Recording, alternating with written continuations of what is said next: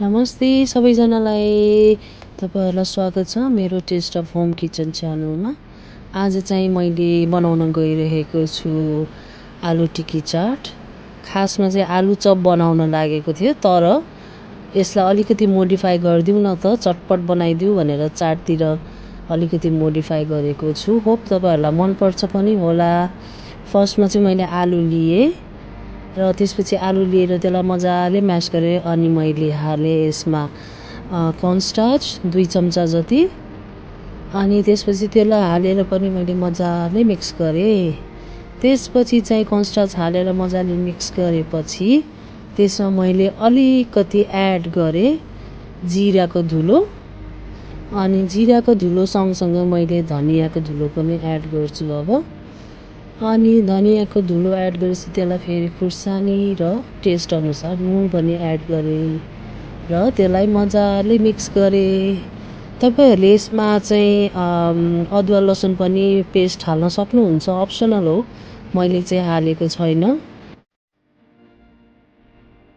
अब चाहिँ मिडियम हिटमा मजाले तेल तताउने अनि त्यसपछि फ्राई गर्ने। र यसरी नै मैले सबै टिक्कीहरूलाई पालो फ्राई गरेँ।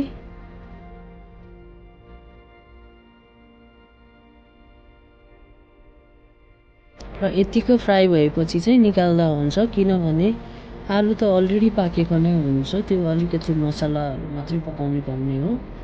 अनि सबैलाई एक एक गरेर मैले निकालेँ।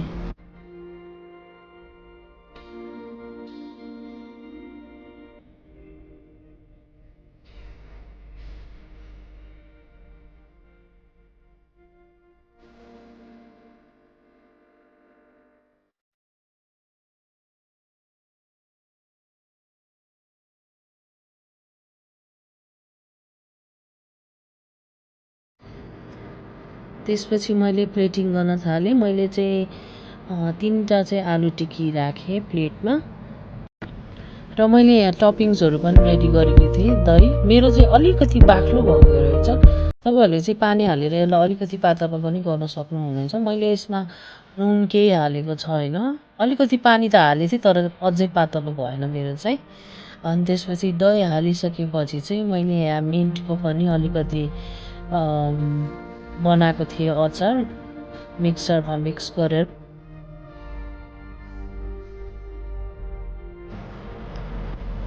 र यसमा मैले इमलीको रसले पनि टपिङ गरेको छु। अलिकति मेसी भएको छ, त्यसको लागि चाहिँ सरी। र साथसाथै मैले प्याज पनि हालेँ, फाइनली चप प्याज हो। त्यसपछि चाहिँ मैले आलु टमेटो त्यो पनि फाइनली चप गरेको छु। अनि मैले धनिया अलिकति पनि लगाइदिएँ।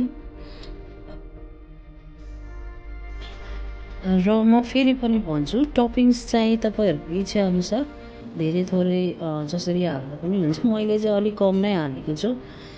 दही चाहिँ तपाईहरुले फुल्ली कभर्ड हुने गरेर हाल्न सक्नु पनि हुन्छ। र यसमा मैले लास्टमा चाहिँ चाट मसला पनि स्प्रिङ्कल गरिदिएको छु। आई होप तपाईहरुलाई मेरो यो छोटो ब्लग मन पर्यो होला। मन पर्यो भने like, share and subscribe. Thank you for watching. By.